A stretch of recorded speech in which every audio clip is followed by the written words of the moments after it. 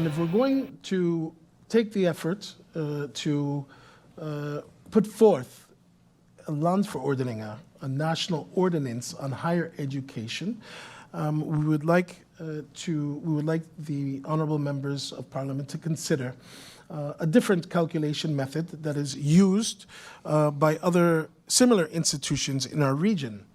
And so that in Article 95.4, we would have the calculation method be according to our yearly operational costs, and we would like to do this to achieve the minimum level in line with other institutions of higher education within the Kingdom of the Netherlands, and that being a minimum of 80%. And we also have a suggestion for Article 99.3 regarding the annual report, whereas the current legislative piece in its current state suggests that an annual report will be published no later than the 31st of January of the financial year, following the academic year for which the funding was provided. And we would like to suggest that the annual report for the preceding calendar year, which is the term that is used in Dutch, boekjaar, that will be published no later than the 31st of July. As right, the 31st of July. As our audits and all other documents related to reporting, financial reporting, is given at this time. We use the calendar year, not the academic year, for all our reporting, and we would like that to stay the same. If I may, the consideration here is that the way the draft is written right now, the institution, any institution, would be under the obligation to look at two sets of auditing and reporting. One would be based on the academic year to be submitted by January 31st, and then you still have your normal fiscal year, December 31st, because most institutions have a year end of December 31st, or at least we do. So it adds additional administrative cost. And in the past, up until now, everything's been done based on the December year end.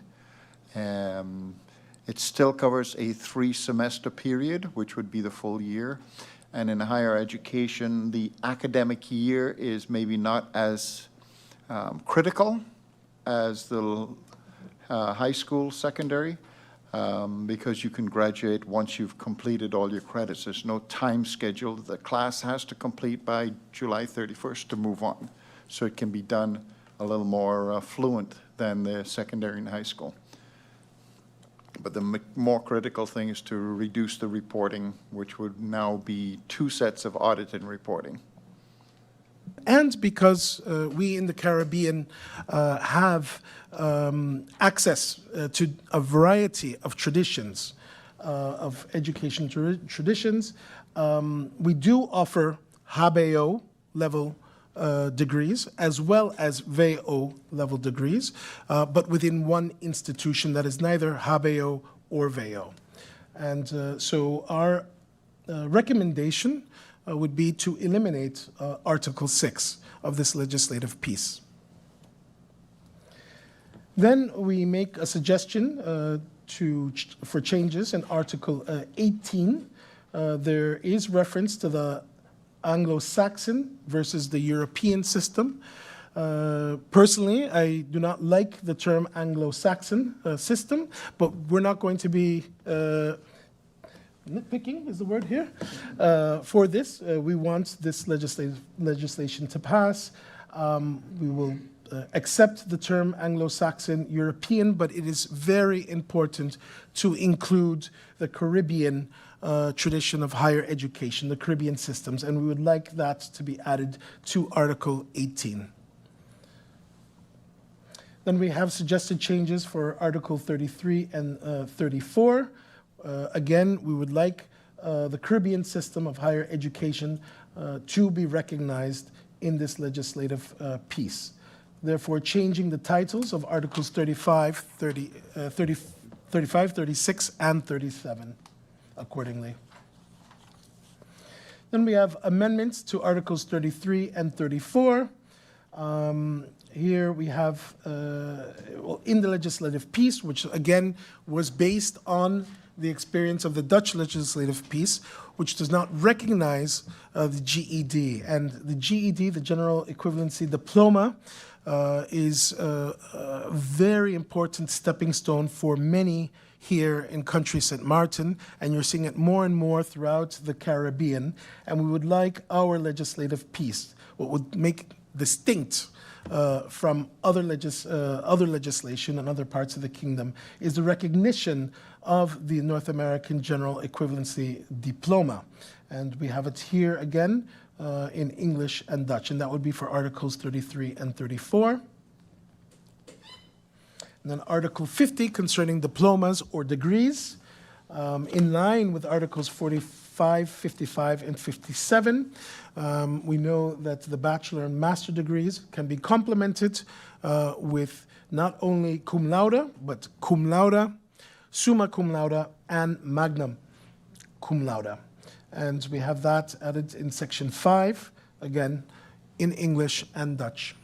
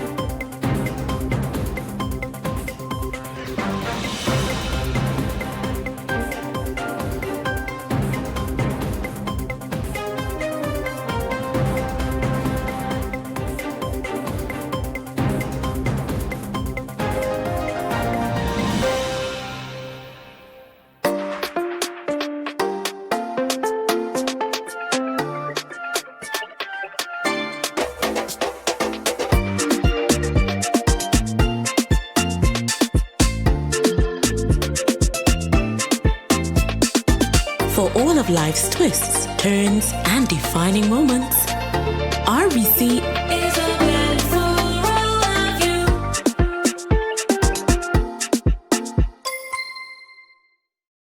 SXM, your social and health insurance is SXM, your social and health insurance is. Are you SXV insured? Do you have a valid medical insurance status? SXV is cardless. Request your My SXV account today and enter the virtual office of SXV. Go to sxv.sx and sign up now. SXV, yeah, your social and health insurances.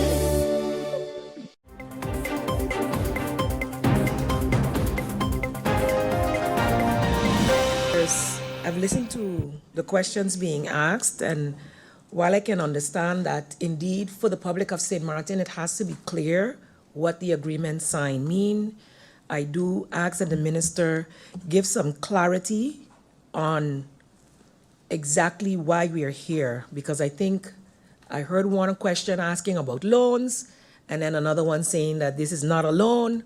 So I think that would definitely throw even more confusion in the minds of the people. In terms of the loans, the COVID-19 loans, and the interest rate that was being requested of us, vis-a-vis the interest rate that we're now getting based on this solution. I'm hearing persons speak about the importance of why it was so important to bail out or ensure that the 3,000 St. Martin pension holders would be able to receive a pension and not then fall back on the government of St. Martin. I think that needs to be clarified for sure. I'm sure I heard you said it before, but indeed it seems to not be understood. So with your indulgence, Minister, clarify that as well. And I would also like some of the members in here to consider how sometimes the rhetoric that is stated on the floor of Parliament, on radio stations, and in the media adds to the confusion of the people of St. Martin. A lot of times we're talking about what is confidential and what isn't confidential, but I guess once we are sitting in government, we'll understand a bit better that when you are in negotiations, you cannot divulge all that information, or your counterpartners will have all the information before you can actually negotiate. So that also explains why sometimes information that was previously confidential can be shared after the fact. As for the ownership of Mullet Bay, a lot of the rhetoric also out there gives the impression that somehow or the other the St. Martin government owns Mullet Bay. I think it needs to be clear historically who has owned and currently owns this property and what are the conditions of owning it as well. If you can clarify that, Minister, I would appreciate it.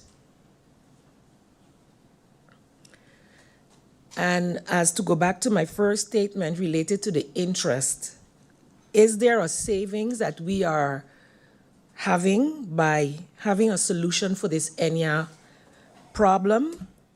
How much is St. Martin actually saving?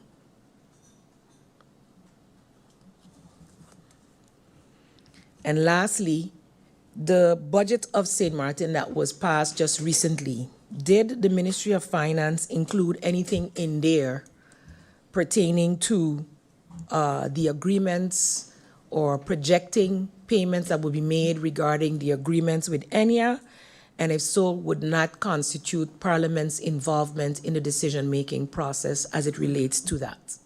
I know that Mullet Bay was brought up again, and I'm referring to this as an asset that was put up. A portion of it was put up for sale to see if they can kind of get some monies back to do this ENIA sort of bailout to make everything less, right? And I believe whoever they are trying to get money back from, if I think that might be ongoing, but the main thing that I'm trying to get at here is part of this whole court case and saga also resulted, I believe, in a new appraisal being done that was impartial about the property. And I would like to know if that is in case the deed when it comes to like right of first refusal, or if St. Martin has any preference to say what they want to do with that property before it goes to be split up between off-island parties like Central Bank or the government of Curaçao, Curaçao's portion, and us. So I know I brought it up beforehand, but I would like a little bit more clarification on, is the minister aware of this new appraisal that was done, and whether or not St. Martin has been considered to, if a provision has been made in this agreement or in the discussion with all the parties involved in this agreement, that St. Martin would have right of first refusal to do what we want to do with a property that is on our island, as opposed to letting anything happen with it without trying to protect what belongs to us. And I am very well aware that this was a privately owned property. Previous times when there has been discussions on this floor for St. Martin to take back land and purchase Mullet Bay. Sometimes I kind of felt like when that discussion started, it wasn't done with the intention of giving it back to the people in a nice way. It was done to do exactly what's happening now on Mullet Bay, is to basically develop it and give it off to different people and have jet skis in the water and more restaurants and stuff added on. So I really mean that. Is there an overall big plan of action for what we envision as the best thing for our people with Mullet Bay? And if the minister is aware of the appraisal being done that was impartial? Thank you, Madam Chair. Minister, I think my next question ties into a question asked by MP Jacobs, but I want to be a little more specific about it. If the ministry and the minister can outline in numbers this solution versus what would have been the case had we not reached a solution. In other words, the higher interest that we would have to pay in numbers, how that compares over the entire period of time with the with this solution. So the solution now, as well as what it would have meant if we did not have a solution and would have had to pay the higher interest for loans with the Netherlands over the entire period of time. The minister referred to the approval, for the lack of a better word, by CFT, as well as the agreement of the Dutch government for this newfound solution because, as we all know, there was a previous solution on the table, and that was at that time rejected by Curaçao. And my question in connection therewith is, how has been the official communication from the Dutch government via the state secretary? And if it was in official written communication, can that be shared with the Parliament of St. Martin? Molebay is, so I didn't grow up with the Molebay that my parents know, and maybe some of the members of Parliament in here know. So I didn't grow up with the Molebay that was probably the number one driver for the economy in St. Martin. So I don't necessarily have that same emotional attachment to that Molebay, but because I grew up with Molebay being a beach. But that doesn't mean that I don't understand the importance of Molebay and the importance of it on our economy. And when I mentioned that, yes, as a government, we have looked at ways of how we could purchase it locally. And I also mentioned that it must come with a plan. If Molebay is valued at X amount, we can't just make a purchase and add on to our debt again without having a plan in place to be able to maximize our efforts on Molebay. Because I don't think that people also want us to buy Molebay back to then have an effect on education, have an effect on justice, have an effect on tourism, right? That then puts us in a bad position. Then St. Martin loses. Purchasing Molebay without a plan, for sure we're going to lose. So I believe as a government, I believe as a parliament, this current parliament, the incoming government, we really have to sit together and decide what we envision for Molebay. Do we see a Molebay with skyscrapers? Do we see a Molebay with boutique hotels? Do we want a full golf course? Do we want a nine course? Do we want more nature? That we have to have a plan in place for Molebay, and that has to happen together. It's not. I don't believe that's one single person makes that decision. So yes, in summary, again, I don't believe that St. Martin is losing. I believe under the current situation we have now, it is the best possible deal that we can have now that puts us in a position to win in the future. Also, we are not, I agree with the MPs that said it too. I want to make sure, and as a member of Parliament, I will continue to make sure that we hold us accountable, that put us in this position, right? We have to continue the court proceedings. We have to continue going after who we have to go after. And once we get back that money, this situation comes null and void, right? And then we're in a super position to collect the full dividends of St. Martin. The full dividends. So again, we will continue to proceed with the court cases. We will go after who we have to go after. And once we get that money, this becomes null and void. We get our dividends, we add it to our budget. But again, that doesn't negate from the fact that currently we do not own Molebay. We do not own Molebay now. So I want to make that clear to the people of St. Martin that this isn't something where the government can just take back Molebay. We haven't owned Molebay for a very long time. But we do need to put that plan in place to be able to get it back and make sure that it works for us and our economy. That's all, Madam Chair.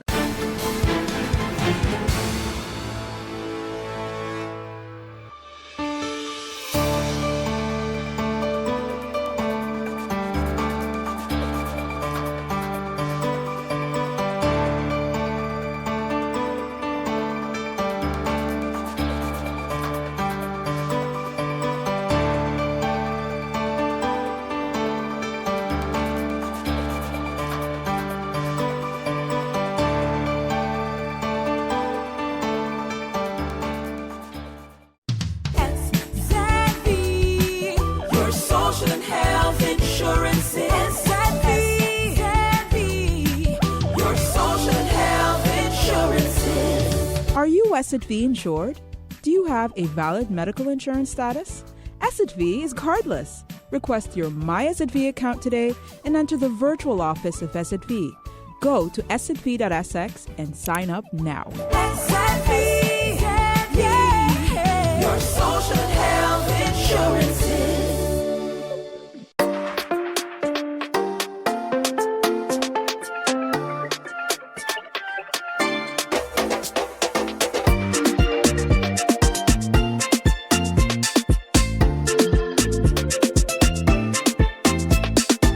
For all of life's twists, turns, and defining moments, RBC is a blend for all of you.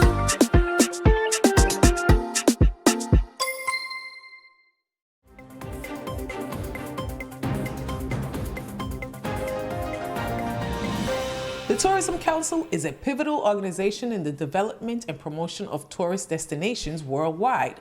Let's delve into the realm of this institution, exploring its missions, actions, and its impact on the travel industry. From preserving natural sites to showcasing cultural heritage and innovating in the tourist experience, environmental sustainability is also a crucial topic to address.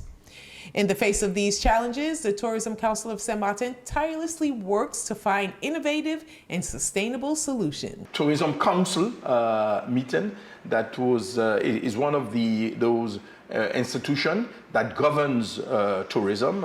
We have 4 layers of let's say different institutions that intervenes in this area. The Tourism Council is composed of elected representatives with the technicians, and during our meeting we analyzed a proposal to put in place a new policy in terms of sustainable development, and this goes beyond the tourism field. It's a sustainable development within the territory.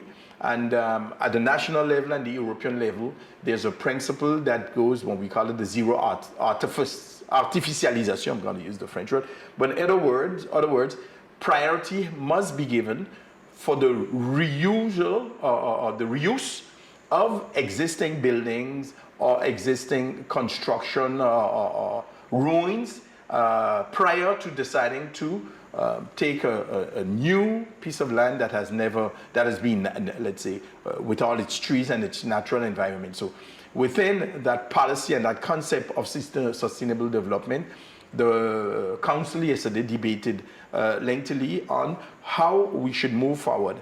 And we know that after the hurricanes, we have a large amount, at least 15 former hotels that are still ruined. So the idea is to be able to identify them, to be able to see what will it take to attract investment where they are concerned.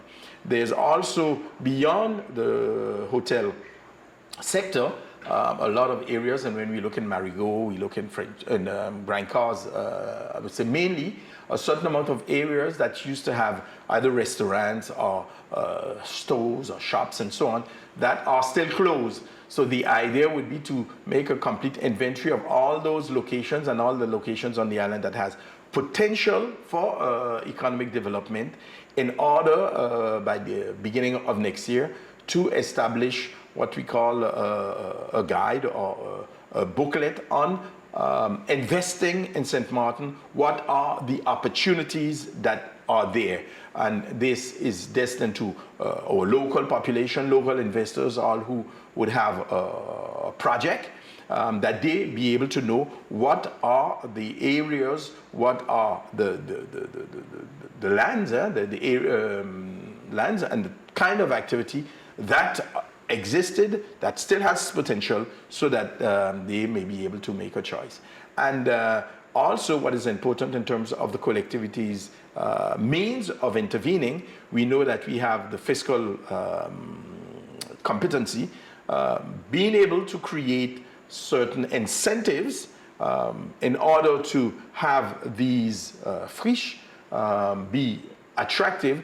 Those are also some of the areas that was discussed, and one of the points that we know we would have to reach as well is to discuss with the banking institutions on seeing how they can accompany persons who are interested in investing in these areas. So that has been the concept, and we have given the green light for policy in terms of sustainable development to be prepared and brought forward later on to the council, territorial council, for validation.